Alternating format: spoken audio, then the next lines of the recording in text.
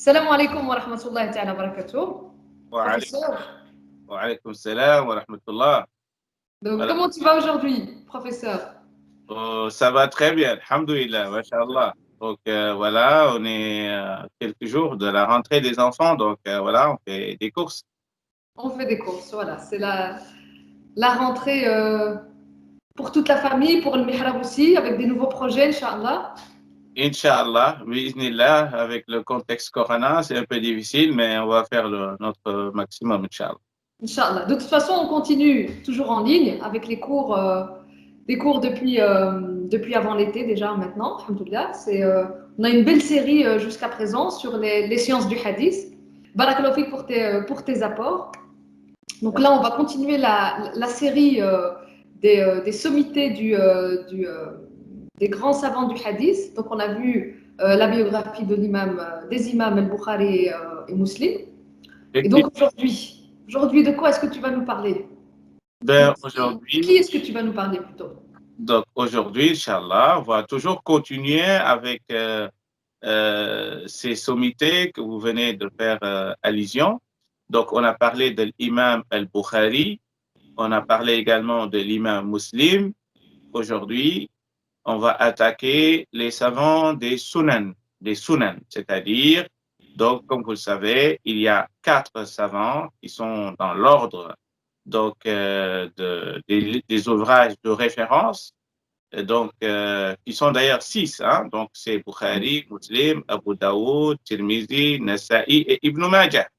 Et aujourd'hui, on va aborder, Inch'Allah, un de ces grands savants, à savoir Abu Daoud al-Azdi al-Sajistani, Inch'Allah. Donc parle-nous un petit peu de sa biographie, de son contexte, voilà, le contexte dans lequel il est né, il est arrivé. Un petit peu comme pour les deux précédents imams, Inch'Allah. Très bien. Donc, Abu Daoud, comme on vient de dire, donc c'est l'imam Jalil. C'est un grand imam, un homme très respecté dans les sciences islamiques. D'ailleurs, les savants vont même aller très loin. Donc, pour tout simplement nous dire que c'est quelqu'un qui est incontournable dans les sciences islamiques, surtout les sciences du hadith.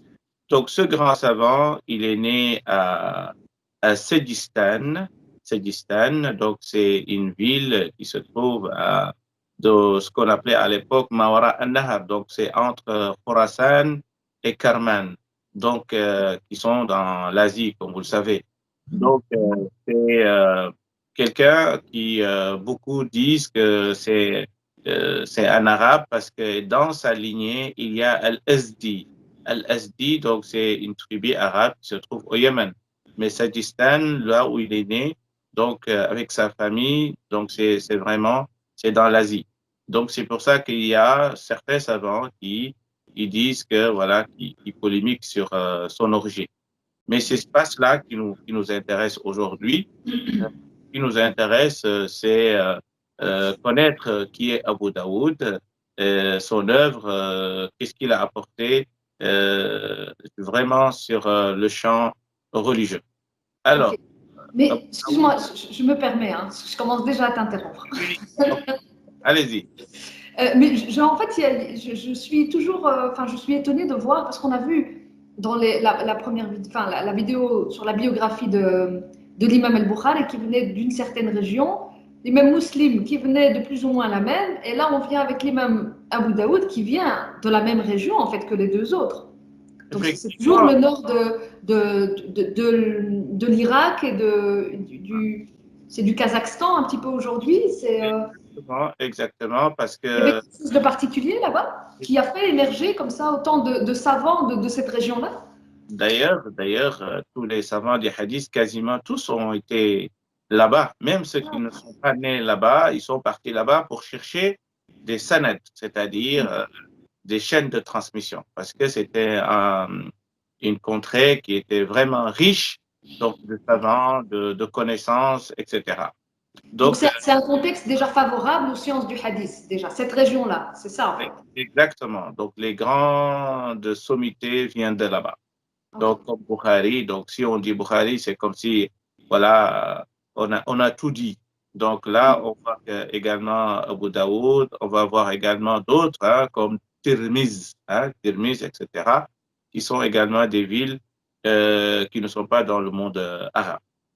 Ok. Alors, Abu Daoud, donc pas beaucoup d'informations sur sa petite jeunesse, hein. Quand il avait 5, 10 ans, jusqu'à peut-être 13, 14 ans, on n'a pas beaucoup d'informations là-dessus.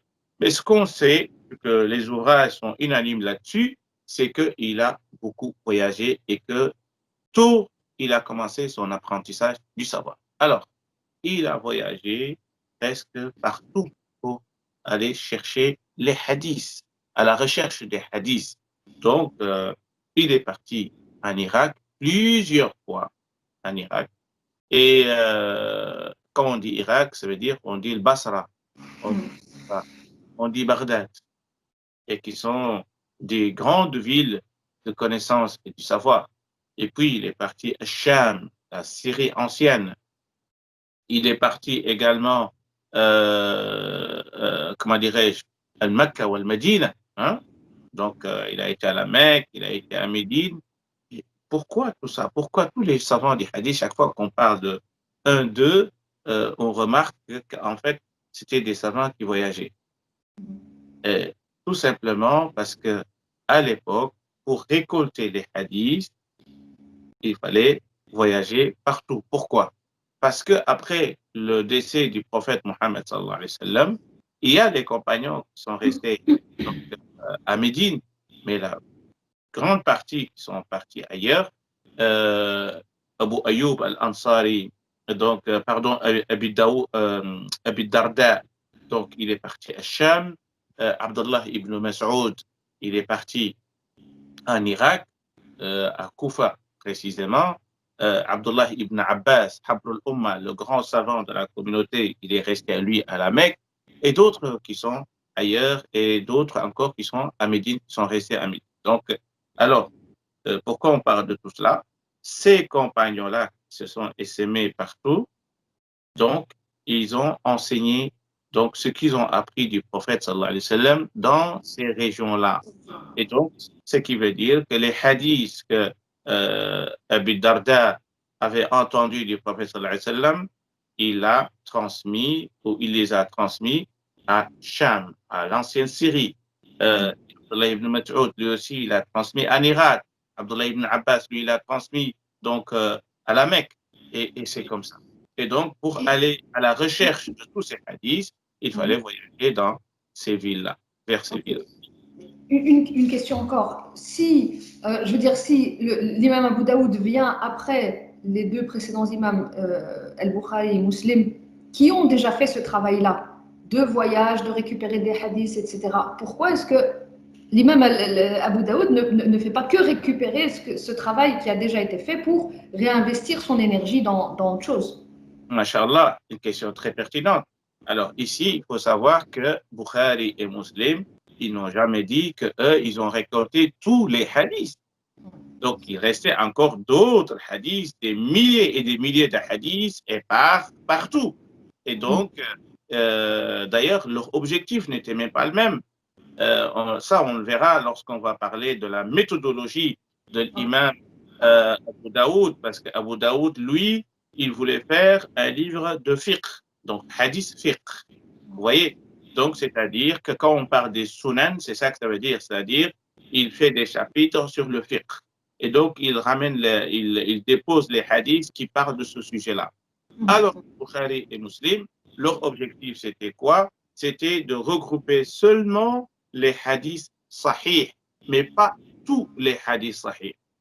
Donc, ils voulaient récolter le maximum de hadiths, mais pas tous les hadiths. Donc, ce qui veut dire qu'ils ont laissé derrière eux beaucoup de hadiths, et c'est pour cela que beaucoup de savants, ils sont venus après, ils ont écrit ce qu'on appelle l'istidrakat, c'est-à-dire le fait de rattraper des hadiths qui ont échappé à Bukhari. Pas échappé parce qu'ils ne les connaissaient pas, mais parce qu'ils l'ont pas mis de côté. comme des hadiths sahih. Alors, Abu Daoud, donc c'est une très bonne question. Abu Daoud, donc lui et Tirmizi, Nasa'i et Ibn Majah, leur objectif sera de mettre en place des chapitres sur le fiqh. Mais c'est des livres de hadith, hein, ce n'est pas des ouvrages de fiqh. Mais comment ils ont écrit leurs ouvrages? Donc, c'est comme si, en fait, on fait référence au fiqh. Et ça, c'est très important. Et c'est pour cela que le livre d'Abu Daoud reste un des meilleurs livres, donc après Bukhari et Muslim. Et si l'on considère sur le plan du fiqh, il est même meilleur que Bukhari et Muslim. Ça veut dire quoi? Ça ne veut pas dire qu'il a plus de hadiths sahih que Bukhari, non. Mais si on regarde un livre sur lequel on peut se baser pour donner des fatwas et donner des avis juridiques, etc., donc le livre d'Abu Daoud reste donc la grande référence.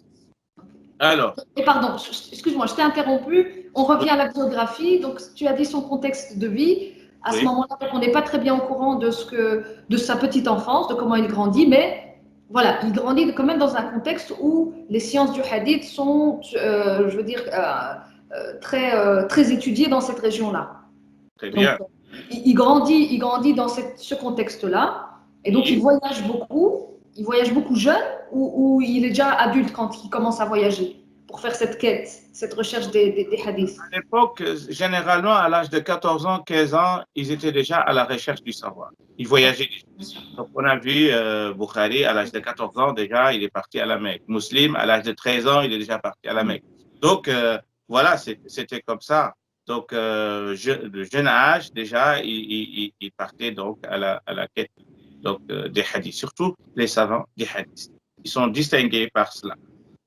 Et c'était qui ses maîtres? Avec qui est-ce qu'il a appris, je veux dire, dans cette recherche de savoir et de connaissances?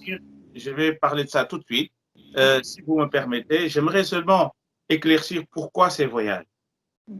Pourquoi il voyageait. Donc là, on sait qu'il partait à la recherche des hadiths, ça c'est de manière générale. Mais c'est encore beaucoup plus profond que cela. Alors, par exemple, un savant comme Abu Ayyub al-Ansari, il a voyagé donc de Médine jusqu'en Égypte. Pourquoi faire? Pour s'assurer d'un hadith qu'il n'y a que lui et un autre compagnon qui s'appelle Uqbat ibn Amir qui l'avait entendu du prophète sallallahu alayhi wa sallam. C'est-à-dire un hadith, il n'y a personne qui l'a entendu que, c'est-à-dire Abu Ayyub al-Ansari et Uqbat ibn Amir.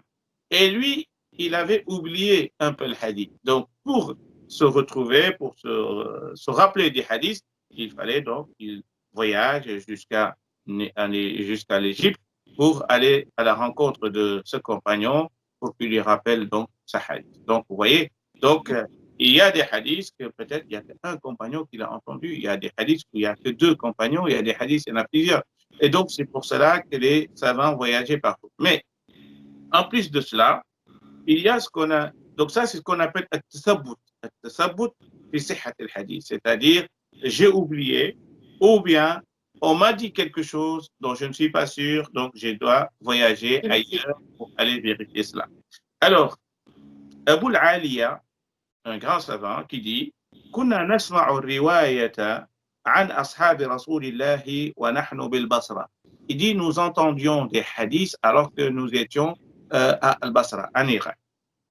Fama narda, nous n'étions pas contents ni satisfaits si on ne prend pas nos cheveux pour aller donc à Médine pour entendre le hadith des compagnons eux-mêmes.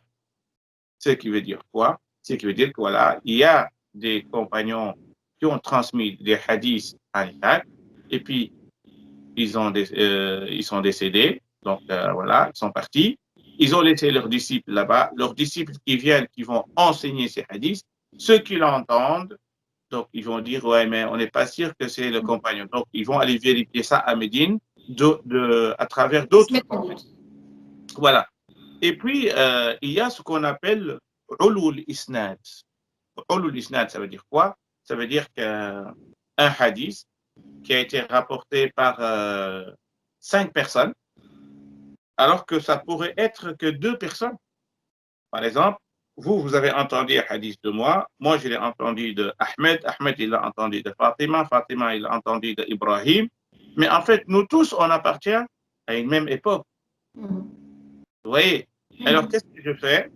Donc, je vais aller chercher Souad pour qu'elle me donne le hadith lui-même. Au lieu de passer par tous ces intermédiaires, donc je vais éliminer les intermédiaires, me dire voilà, parce que Ahmed il a entendu Ibrahim, Ibrahim il a entendu de Fatima, Fatima il a entendu de Souad. Donc c'est Souad l'origine des hadiths, d'accord?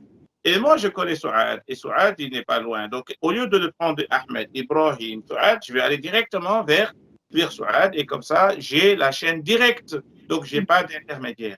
Et donc, et c'est pour cela que les savants également voyageaient, ce qu'on appelle ulul isnad, voyager pour réduire donc la chaîne de transmission et s'assurer également que le hadith vient de là. Ça, c'est également une des causes pour lesquelles ces savants voyageaient. Il y a aussi... Ils voyageaient pour vérifier l'info et pour supprimer les intermédiaires. Pour supprimer les intermédiaires, très bien. Et puis, muzakaratul hadith. Revisiter le hadith avec un autre savant. Par exemple, l'imam Ahmed ibn Hanbal, il priait chaque nuit 100 rak'at, et même plus. Imam Ahmed, qui est le fondateur de l'école Hanbali. Et puis un jour, il y a Yahya ibn Ma'in. Yahya ibn Ma'in, c'est une des grandes sommités également des hadiths. Et peut-être on aura l'occasion un jour d'en parler. Parce que l'imam Ahmed ibn Hanbal, comme on le sait, il était également le cheikh de Abu Daoud, dont on parle aujourd'hui. Donc, il était également le cheikh de Bukhari. Vous voyez? Donc, Imam Ahmed, il est le cheikh de plusieurs savants du hadith, donc qui ont vécu dans des endroits différents. Parce qu'Imam Ahmed, lui aussi, il a beaucoup voyagé, Sahib al-Musnad, c'est lui qui a écrit le Musnad. Et donc, Imam Ahmed, il priait la nuit sans rak'at, et on dit même plus. Et un jour, il a comme invité, comme hôte, donc l'imam Yahya ibn Ma'in. Et qu'est-ce qu'il a fait? Il a réduit ses prières. Donc, il n'a pas fait beaucoup de nawafil pendant la nuit. Et puis, son fils lui dit, mais pourquoi tu réduis tes prières, etc. Il lui dit, Yabni, innama yafutu min nafilati yudrak. Il lui dit, ce qui m'échappe des nawafil, je peux les rattraper. Mais par contre, ولكن إذا فات ما عند هذا الفتى لا يدرك. Mais le savoir et la science que détient ce jeune homme, si ce savoir m'échappe, et donc que je ne pourrai plus le rattraper. Et donc, vous voyez bien que muzakaratul hadith, revisiter des hadiths avec d'autres savants, c'est pas parce que les hadiths qu'avait Yahya ibn Ma'in, Ahmed ne l'avait pas. Donc, si il y a beaucoup de hadiths qu'Ahmed avait, mais il voulait vérifier ses chaînes de transmission, il voulait également revisiter tout cela, donc avec ce grand savant. Donc, parmi également les causes des voyages, c'est aller à la rencontre de notre savant pour revisiter, vérifier, et donc les chaînes de transmission avec ce savant-là. Et donc, voilà donc des causes très importantes. Et l'imam Ahmed lui-même, il nous dit, طلب الإسناد العالي سنة عمن سلف. Il nous dit la recherche de la suppression donc, de certains membres de la chaîne fait partie de la sunna des prédécesseurs. C'est-à-dire voyager pour supprimer, donc, ou bien pour raccourcir la chaîne. Donc, ça fait partie de la sunna des gens qui nous ont précédés. Voilà, les maîtres, on vient de citer l'imam Ahmed ibn Hanbal. L'imam Ahmed ibn Hanbal, il est mort en 241. Donc, il fait partie des 4 imams des écoles juridiques. Lui, il est un des plus célèbres maîtres de l'imam Abu Daoud. Et là, comme je viens de dire tout à l'heure, Abu Daoud lui-même, il était le maître de Tirmizi et de Nasa'i. Vous voyez? Donc, ce qui veut dire que tu peux être le disciple de l'autre, mais le maître de d'autres également, d'autres sommités.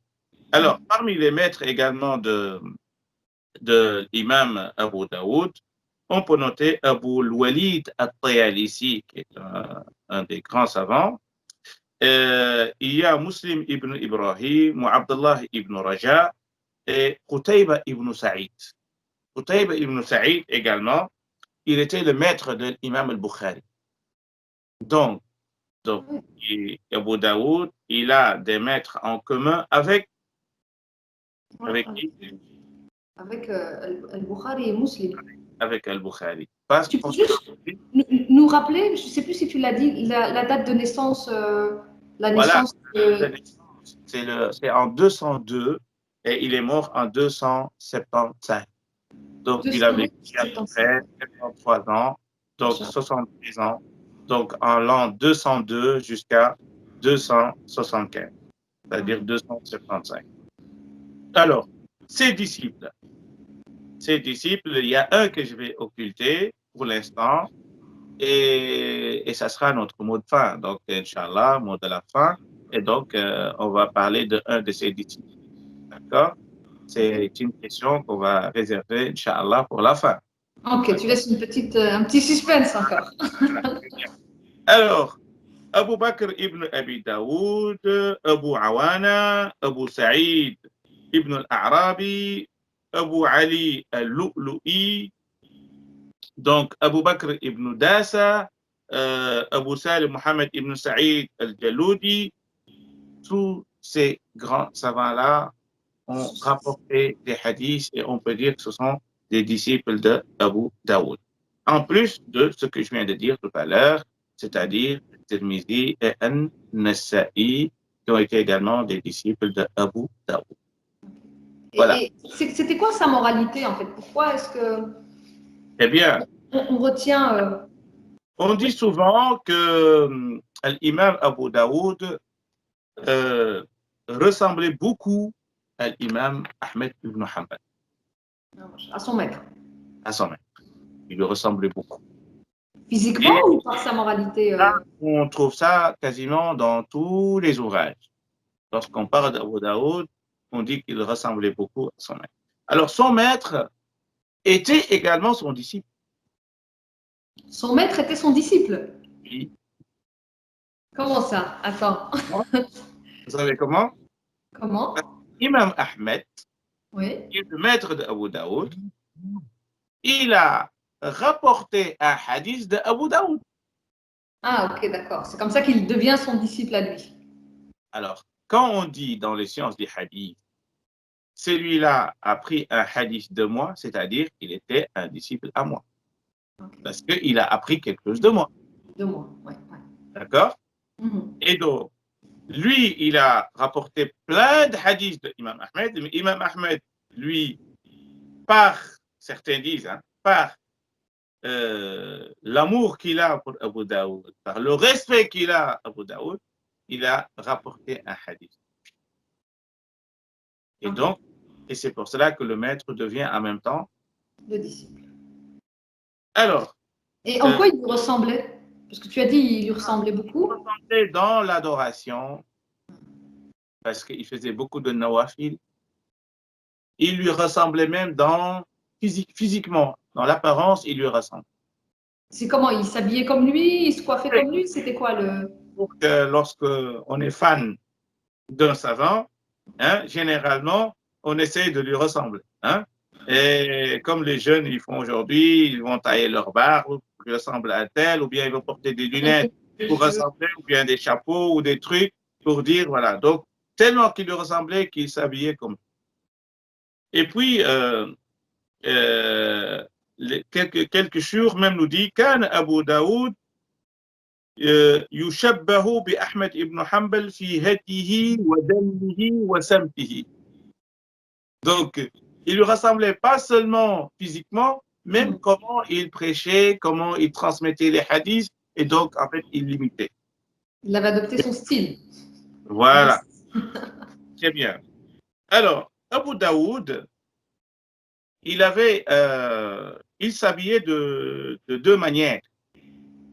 Donc, parfois, il porte un vêtement où les manches sont amples et parfois sont très serrées. Ok. Très bien. Et là, on lui pose la question. Ça avait une signification particulière? Pardon? Est-ce que ça avait une signification particulière? C'est ce que j'ai envie de vous expliquer. Ah, pardon, excuse-moi. Et Oui. donc, il nous dit ici كان صاحب حكمة وفلسفة في هيئة ثيابه. Il avait une philosophie de vie dans la manière sur comment il s'habillait. Il avait une philosophie là-dessus. فقد كان له كم أو كم واسع وضيق. Il avait un qui était grand, manche qui est grand, et l'autre qui est grande, et l'autre qui est un peu mince et serré. فقيل له في ذلك. On lui pose la question, pourquoi tu habilles de ces deux façons? فقال الواسع للكتب. La manche qui est grande, ouverte, il dit c'est pour mettre les livres dedans. Donc, lorsqu'il portait ses bouquins, et donc il les prenait avec, et donc il les mettait. والآخر لا يحتاج إليه فتوسيعه إسراف. سبحان الله, الله أكبر. Il dit l'autre, pourquoi je les rétrécis? Parce que comme lorsque je le portais, je ne portais pas mes bouquins avec moi, donc je n'avais pas besoin de l'agrandir parce que cela, je considère cela comme un gaspillage. Subhanallah. Vous voyez, donc ce qui veut dire qu'il avait un souci éthique, donc de ne pas voilà, porter un vêtement grand qui ne sert à rien. Donc, s'il a élargi donc, la manche, c'était pour un objectif bien précis. Donc, cet objectif, lorsqu'il est absent, donc il n'a plus besoin de cela, et il considère cela même comme du gaspillage. Et ça, c'est important pour comprendre un peu donc, le comportement éthique et moral donc, du personnage. Dans une phase de sa vie où il est lui-même disciple et maître, donc il a un certain âge, c'est un adulte reconnu. C'était quoi sa manière de se comporter avec les rois et princes de son époque? Est-ce qu'il avait une manière particulière aussi, une éthique particulière envers eux? Oui, effectivement, parce qu'un jour, un des princes qui s'appelle Al-Muwaffaq, et donc il l'a invité, il lui dit, j'aimerais que tu viennes t'installer à Al-Basra. Donc il lui demande de déménager. De déménager. Pourquoi? Parce qu'à l'époque, il y a eu l'arrivée de ce qu'on appelait les Zinj. Zinj, ce sont les Blacks, les Noirs. Donc, il y avait des révolutions qui se sont passées là-bas, donc en Irak. Et donc, après cet événement, donc la plupart des savants, ils sont partis de l'Irak. L'Irak est devenu vraiment, était déserté par les savants. Et donc, qu'est-ce qui s'est passé? Donc là, le prince lui dit, donc viens, là, comme ça, on va encore attirer donc les disciples qui vont venir de partout, donc pour venir puiser donc de son savoir et de sa connaissance. Et donc, il lui dit en même temps, j'aimerais que tu apprennes ton livre, Sunan, à mes enfants. Troisième chose, lui demande, c'est de réserver une assemblée particulière que pour ses enfants. Parce que les enfants des princes ne doivent pas se mélanger avec les autres. Donc, trois demandes. Viens en Irak, Al-Basra, enseigne ton livre à mes enfants. Troisième, c'est leur réserver donc une assemblée particulière. De sorte qu'ils ne vont pas se mélanger avec les autres. Je lui dis pour la première, je suis d'accord. Pour la deuxième, je suis d'accord. Mais pour la troisième, non. Je ne peux pas réserver une assemblée que pour tes enfants parce que le savoir, c'est pour tout le monde. Et donc, on ne peut pas distinguer tes enfants alors qu'on délaisse les autres. Ou bien, on ne les sépare. Ok. Donc, on retrouve un petit peu la même attitude que les autres imams envers la royauté et les souverains, en tout cas de l'époque. Voilà, c'est-à-dire que c'était un savant indépendant, c'est un savant qui avait sa dignité et ce n'était pas, comme on dit aujourd'hui, un savant vendu. C'était pas un vendu. Et finalement, il a été à Al-Basra, il est parti. Donc, il a été à Al-Basra, et puis le prince lui dit, je peux aussi te demander une chose, Il lui dit quoi? Il lui dit, je mets un petit voile entre mes enfants et les autres étudiants. Vous voyez un peu la mentalité à l'époque. Et donc, il lui dit, voilà, ça, il lui dit, c'est pas important pour moi. Le plus important, c'est qu'il soit là avec les autres.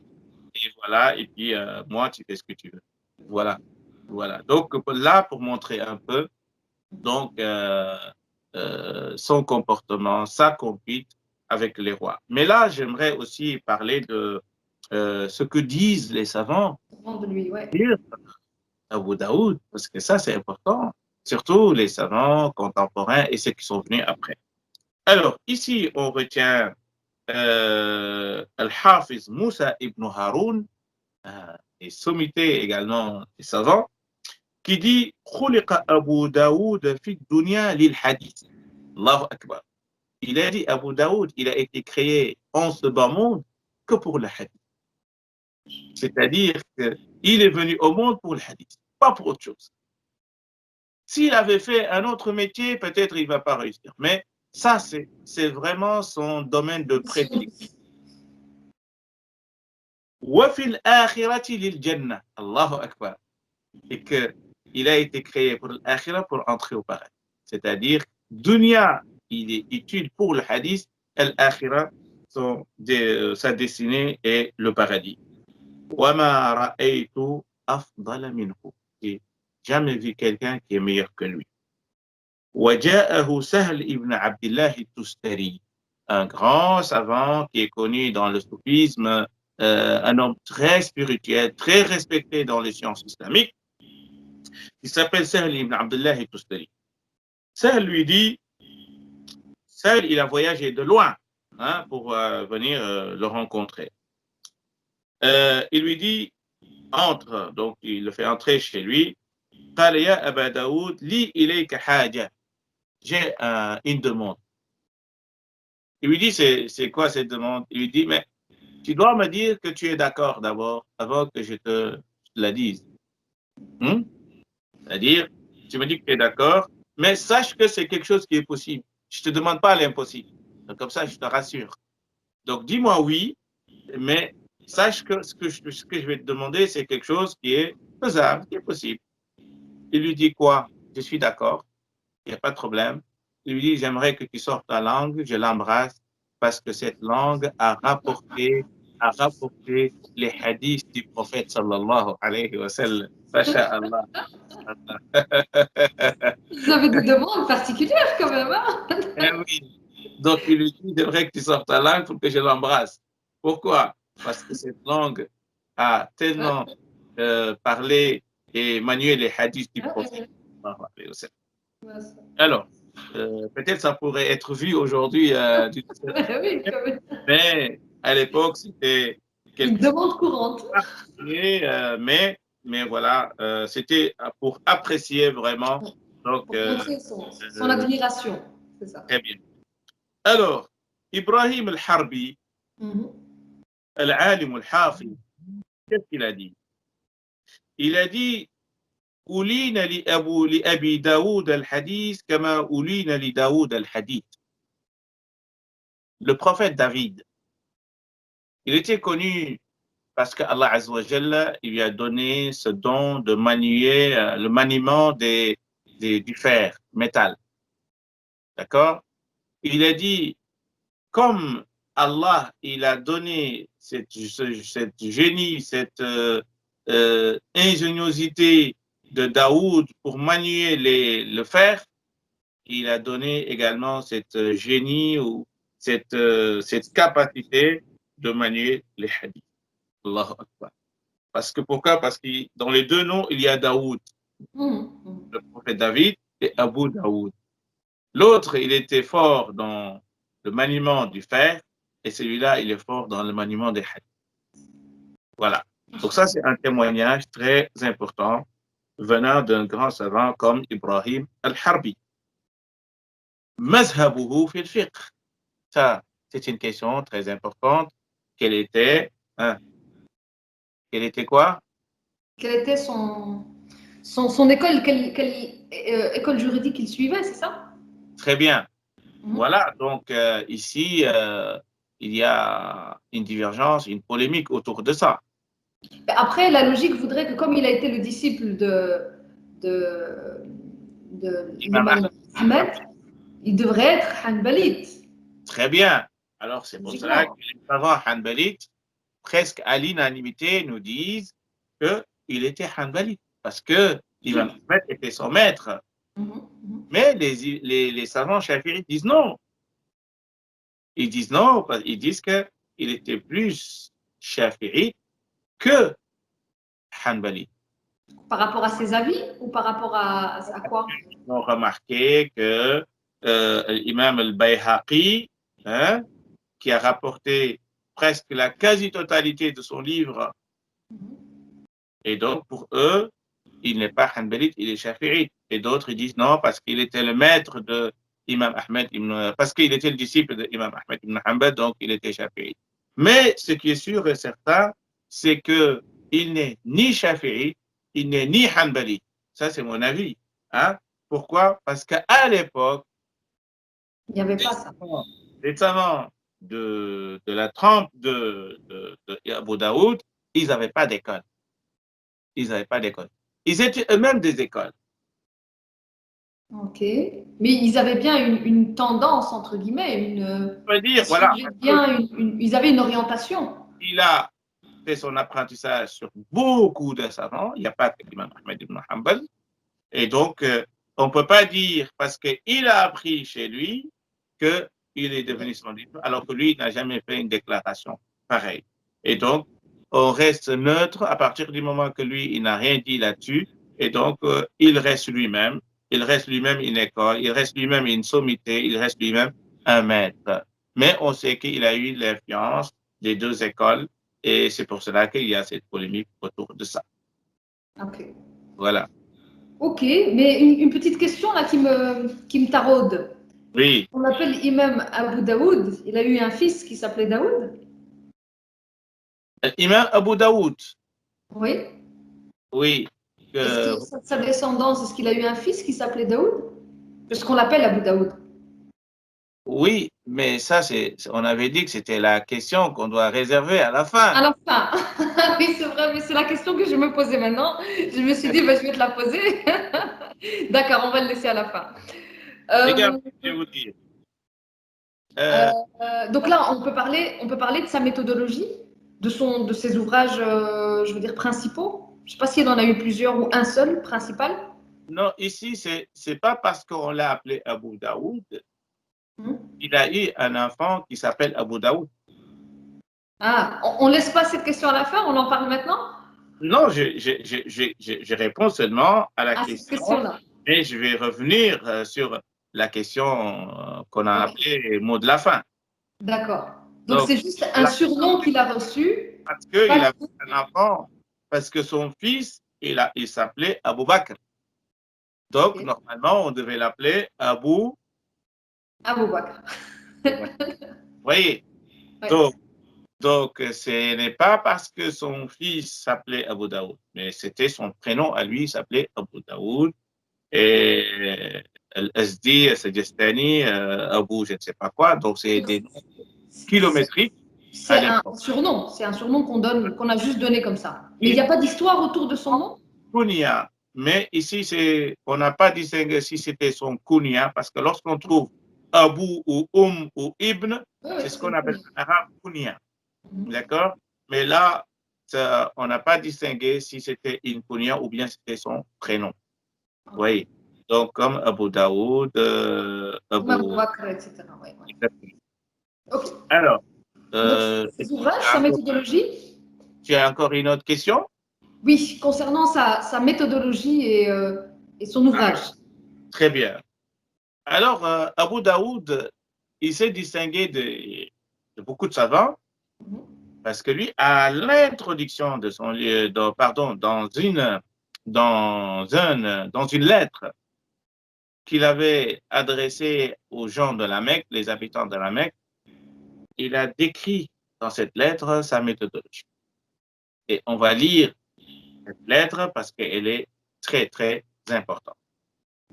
Alors, Excuse-moi, juste avant, il fait ça à quel âge, plus ou moins? C'est à la fin de sa vie ou c'est dans le milieu de sa vie? C'est à quelle époque? Oui, ça c'est à la fin de sa vie, hein, parce À la fin qu'il de avait sa vie. écrit Sunan. Parce Ok. qu'ils disent que, et là c'est très important que vous posez cette question, parce qu'on dit qu'il l'a écrit en Irak. Lorsqu'il était à Al-Basra, lorsque le prince il l'avait invité, c'est là où il a. Il y en a qui disent que non, il a écrit avant. Pourquoi ils ont dit qu'il a écrit en Irak? Il a écrit tardivement, parce que lors de sa rencontre avec Imam Ahmed ibn Hanbal en Irak, c'est là où il a lu tout son ouvrage devant Imam Ahmed ibn Hanbal. Ah, ok, ça marche. Donc, ils ont dit qu'Imam Ahmed, il l'a approuvé là-dessus. Il lui dit, voilà, c'est un ouvrage magnifique, istahsanahu. D'accord? Et c'est pour ça qu'on dit que, donc, ce qui veut dire que cette lettre ne peut être datée que tardivement. À partir de ce moment-là. Va être plus tôt. C'est ça. Alors, sa méthodologie. Dans cette lettre, qu'est-ce qu'il dit? كتبت عن رسول الله صلى الله عليه وسلم 500,000 حديث. Il a dit, j'ai noté un nombre de 5000 hadiths que j'ai pris, que j'ai rapporté donc du prophète Mohammed sallallahu alayhi wa sallam, pas directement, c'est-à-dire c'est lui qui les a récoltés. Alors, il dit, انتقيت منها 4800. J'ai fait le tri 500 000 hadiths, 500,000 hadiths. 500 000, j'ai fait le tri, il me restait 4800 hadiths. 4815, de 500 000. 4800 hadiths, triés de 500 000 hadiths. Ok. C'est énorme. C'est énorme. Très bien. Il y a un mot sur sa méthodologie pour le tri? C'est ce que je vais expliquer. Je termine la lettre parce que j'ai dit que la méthodologie se trouve dans cette lettre. Okay. Donc, je suis en train de lire la lettre. ضمنتها حديثا ضمنتها هذا الكتاب. Il a dit, ces 4800 se trouvent dans mon livre, Sunan. وجمعت فيه الصحيح. Dans ce bouquin, il y a des hadiths sahih. وما يشبهه, et des hadiths qui ressemblent au sahih. Pas sahih à 200%, mais qui sont proches du sahih. وما يقاربه, c'est la même chose. Il s'approche du sahih. وما ذكرت في كتابي حديثا أجمع الناس على تركه. Je n'ai pas mis un hadith dans mon ouvrage que les savants sont unanimes pour le rejet. Donc, il n'y a pas un hadith qui est rejeté par tout le monde que j'ai mis dans mon ouvrage. وما كان من حديث فيه وهن شديد فقد بينته. Si dans mon ouvrage, il y a un hadith où il y a une faiblesse dedans, je vais quand même vous édifier là-dessus, je vais vous l'expliquer. Je vais vous dire pourquoi je l'ai mis, etc., les circonstances, etc. ومنه ما لا يصح سنده. Il y a des hadiths où le sanad n'est pas sahih, mais je l'ai quand même mis. وما لم أذكر فيه شيئا فهو صالح. Les hadiths sur lesquels j'ai rien dit, sachez qu'on peut al-ihtijaj bihi, on peut le prendre comme preuve, on peut argumenter avec. C'est ça que ça veut dire. Salih, ça veut dire yumkinu al-ihtijaj bihi. C'est ça que ça veut dire dans son genre. Alors, ولا أعلم وما لم أذكر فيه فهو صالح وبعضها أصح من بعض. Il y a des hadiths qui sont beaucoup plus sahih que d'autres. D'accord? C'est-à-dire que les hadiths qu'il a mis dans son bouquin ne sont pas du même degré, du même niveau. ولا أعلم بعد القرآن شيئا ألزم للناس أن يتعلموه من هذا الكتاب. الله أكبر. Il a dit, à part le Coran, quand tu prends le Coran, tu le mets de côté, j'ai pas trouvé sur terre un livre que les gens doivent sentir une obligation de l'apprendre que mon livre. Allahu Akbar.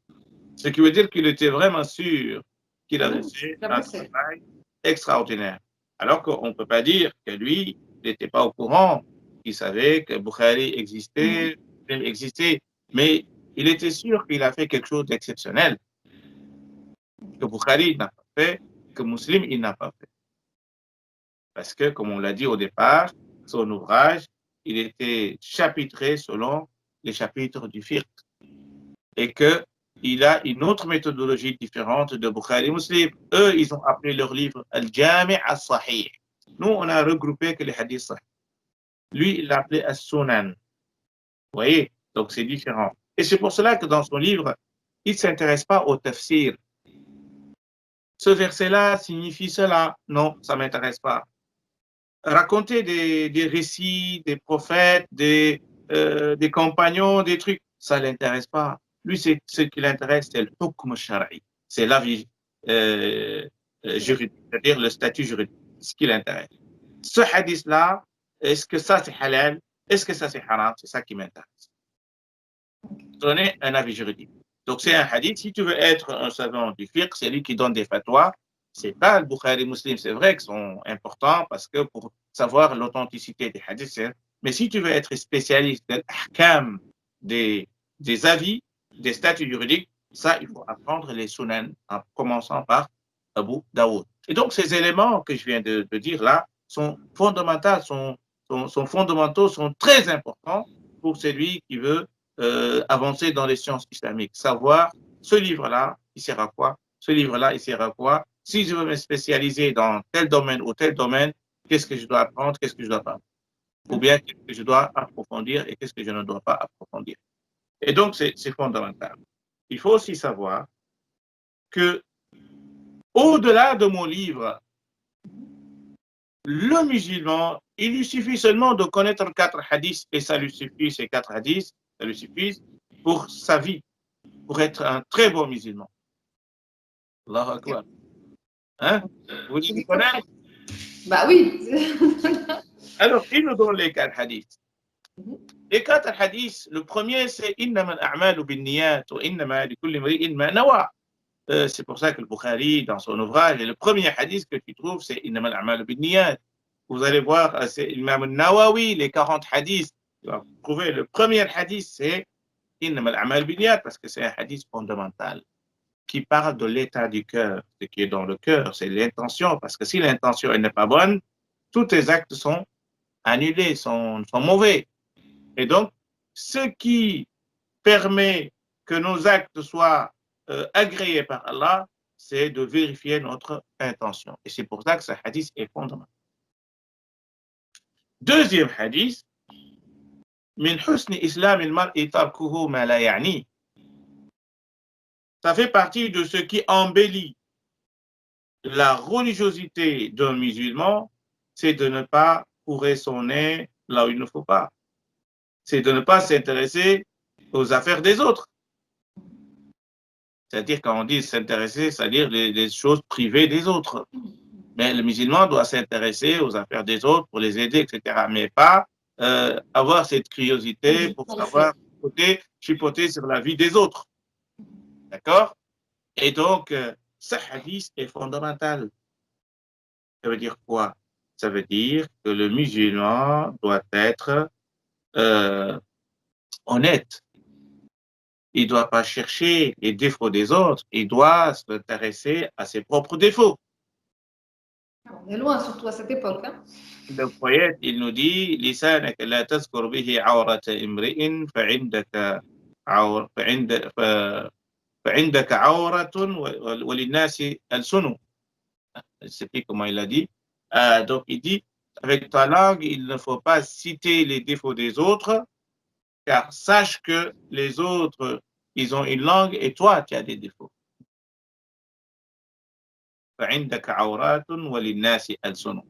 D'accord? Tu as des défauts alors que les gens, ils ont une langue.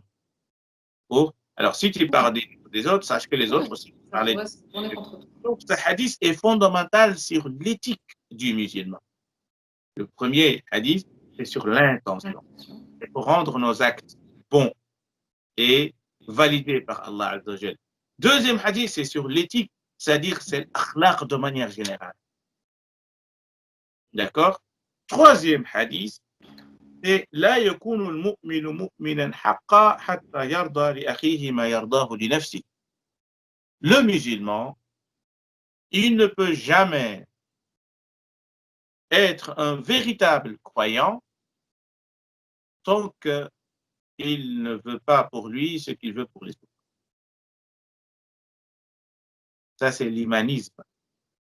Ça, c'est être, comment dire ça, altruiste. L'altruisme du musulman. Et ça, c'est très important. Ça, c'est l'entraide, ça, c'est le côté social, ça, c'est le côté du vivre ensemble. Et ça, c'est fondamental aussi pour le musulman. Et le quatrième hadith, c'est al-halal bayyinun wal-haram bayyinun wa baynahuma umurun mushtabihat. Le halal est clair, le haram est clair. Entre les deux, il y a des choses ambiguës. D'accord? Et puis le hadith termine avec Ala inna fil jasadi mudra. Il y a dans le cœur dans le corps de l'être humain un morceau de viande. Si ce morceau de viande est bon, tout le corps est bon. S'il est mauvais, tout le corps est mauvais. Donc ce hadith, il est fondamental sur le halal ou le haram parce que le musulman doit veiller à savoir que ça c'est halal pour le consommer, ça c'est haram pour ne pas le consommer. Et donc vivre avec le halal, ça c'est très important. Et de s'écarter de tout ce qui a un doute ou tout ce qui a des suspicions, etc. On doit s'en écarter. Et s'intéresser également de ce qui est neuf, qui est la purification de notre âme pour mieux améliorer notre relation avec Allah Azza wa Jal. Halal ou al-haram, c'est notre relation avec la société et le fait qui est neuf, c'est notre relation avec le divin. Et donc, Abu Daoud, il a raison, ces 4 hadiths résument l'islam de manière générale. Voilà, donc Abu Daoud, dans ce texte-là, il nous explique comment il a écrit son livre et que dans son livre, il y a des hadiths sahih, il y a des hadiths daïf, il y a des hadiths où nous, on doit vérifier, on doit faire des efforts pour connaître donc si c'est sahih ou c'est pas sahih. Donc, il nous a expliqué comment il a écrit son livre. Et ça, c'est sa méthodologie pour nous dire que mon ouvrage, c'est pas que je m'intéresse seulement sur les hadiths sahih, mais je m'intéresse à tout. Pas des hadiths sur lesquels tout le monde sont d'accord que c'est des hadiths à rejeter. Non, ça, je ne le mets pas. Mais je vais mettre quand même des hadiths où parfois la chaîne n'est pas solide. Mais sache que même avec cela, ce hadith-là, tu peux t'argumenter avec, tu peux le prendre comme une preuve. Ok. Voilà. Ok, Inch'Allah, c'est un beau rappel que tu nous fais là. Oui. Le billet de la biographie de l'imam de l'imam Abu Daoud, Masha'Allah. Est-ce que ça a été ça sa méthodologie? Peut-être avant de passer à la question finale. Non, mais attends, il y a aussi ce que les savants ont dit de son ouvrage. Très bien. Ah, ça c'est important. Ça aussi, c'est intéressant de savoir. Tout de suite. Alors, آراء العلماء في منزلة سنن أبي داود. Alors, Al-Hafiz Abu Sulayman Al-Khattabi, un grand savant qui a écrit tellement de bouquins, qu'est-ce qu'il dit? Il dit اعلموا رحمكم الله أن كتاب السنن لأبي داود كتاب شريف لم يصنف في علم الدين كتاب مثله. Alors, il dit sachez que Allah vous étend sa miséricorde sur vous. أن كتاب السنن, le livre de Sunan d'Abi Daoud, c'est un livre noble que aucun livre ne pourrait l'égaler. On n'a pas écrit un livre qui pourrait l'égaler ou peut le comparer avec. وقد رزق القبول من كافة الناس. Ce livre a été accepté par tout le monde. Tout le monde, ils l'ont reçu avec beaucoup de sincérité. Donc, c'est un livre qui est dans le cœur de tout le monde. كافة الناس. فصار حكما بين فرق العلماء وطبقات الفقهاء. Ce livre est devenu la référence, le juge, la référence donc des savants du hadith et les savants de fiqh. Vous voyez, et les savants de fiqh, pas seulement les savants de hadith.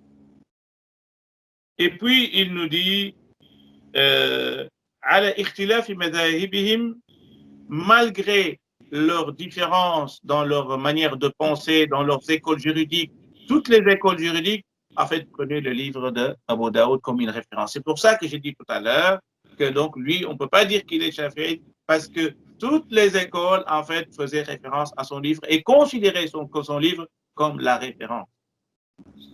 Donc, il a réussi à fédérer tout le monde, en fait. Toutes les écoles juridiques, parce que tout le monde allait dans son bouquin pour chercher donc comment rendre quelque chose halal ou haram, etc. Et là, il cite une phrase très importante. Il dit فَلِكُلٍّ مِّنْهُمْ وِرْدٌ وَمِنْهُ شِرْبٌ. C'est-à-dire tous les savants, et c'était leur abreuvoir pour venir puiser. Donc, c'est très important. C'est le puits où ils allaient pour puiser le savoir et la connaissance.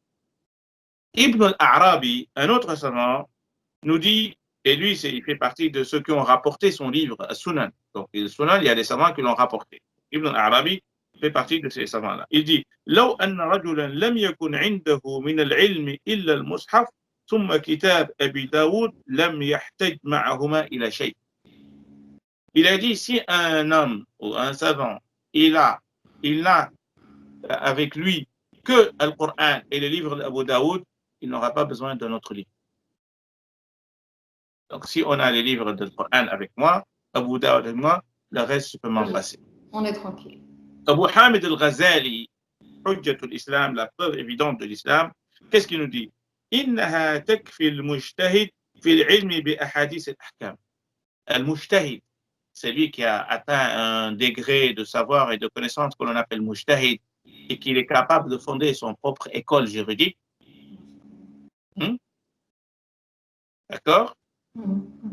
Il lui suffit de lire le livre d'Abu Daoud pour être un mujtahid. Et donc, tu n'as pas besoin de lire un autre livre pour devenir un savant de référence, etc. C'est la référence, vraiment. Donc, l'imam Ibn al-Qayyim, imam al-Nawawi, tous, ils ont également fait des éloges sur son ouvrage. Ibn al-Qayyim, qu'est-ce qu'il a dit? وَلَمَّا كَانَ كتاب السنن لأبي داود السجستاني سليمان ابن الأشعث رحمه الله من الإسلام بالموضع الذي خصه الله به بحيث صار حكما بين أهل الإسلام وفصلا في موارد النزاع والخصام. الله أكبر. Il a dit, ce livre d'Abu Daoud est devenu, il a tellement un poids dans les sciences islamiques, dans l'islam, mais il est devenu la référence et le juge et la référence pour trancher dans toute discussion.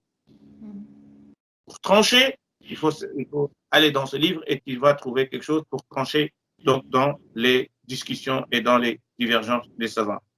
Et donc, il va encore dire plein de choses qui peut-être pourra nous retarder. Mais à la kulli hal, il y a le savant Ibn al-Jawzi. Ibn al-Jawzi, il a dit que dans ce bouquin, il y a 9 hadiths mawdou'. Mawdou', ça veut dire inventé. 9. Alors, si on compte 4800 hadiths, si on veut même 5300, je ne sais plus combien de hadiths, qui ont été rapportés, qui sont dans le livre, on retient que 9 hadiths mawdou' inventés. Vous voyez? Et donc, ce qui veut dire que dans les hadiths inventés comparés aux hadiths sahih et d'autres, il n'y a pas photo. Et donc, cela ne change en rien la crédibilité donc, de ce bouquin. L'imam al-Suyuti, lui-même, il a repris les 9 hadiths dits mawdou' inventés et il les a authentifiés, il a essayé de critiquer, de rejeter ce qu'a dit Ibn al-Jawzi. C'est-à-dire, même les hadiths dits mawdou', il y a des savants qui ont essayé de défendre donc, Abu Daoud sur ces 9 hadiths. Voilà. Il a réussi à démontrer que c'était pas... Il a montré que ces hadiths donc, ne sont pas mawdou'. Ah, ok, d'accord. Maintenant, c'était il y a discussion. Mais en tout cas, Suyuti, lui, il est allé dans ce sens-là. Et donc, tout cela pour dire que donc, Abu Daoud reste une référence incontournable. Son livre devient un livre, c'est le meilleur livre hein, à l'unanimité des savants, sauf une petite, bon, je ne vais pas dire unanimité parce qu'il y a une petite exception. Il y en a qui disent que Sunan al-Nasa'i est meilleur C'est que toujours le celui livre. qui est après qui est meilleur. Mais la majorité donc, dit que donc, son livre est le meilleur, le livre d'Abu Daoud. Maintenant, il faut regarder les qualités de chaque livre. Donc, il y a par exemple sur un domaine, il y a Tirmizi qui est meilleur. Il y a sur un domaine, mais de manière générale, donc le livre d'Abu Daoud est le meilleur. Alors, Suspense. Un petit mot sur sa mort. Sur sa mort déjà. Sa mort, oui. Donc, lui, il est venu à Bagdad en l'an 272, 273, il est venu à Al-Basra. Et il est resté là-bas jusqu'à sa mort. Okay. Et on dit que c'est pendant cette période qu'il a relis son livre sur Imam Ahmad ibn Hanbal. Et donc, il est mort en Irak, à Al-Basra. Il est enterré également à Al-Basra, à côté d'un grand savant qui s'appelle Sufyan al-Thawri. Sufyan al-Thawri, on en a parlé plusieurs fois. Et donc, il est enterré là-bas, en Irak. Inch'Allah, un jour, on ira, Inch'Allah, en Irak.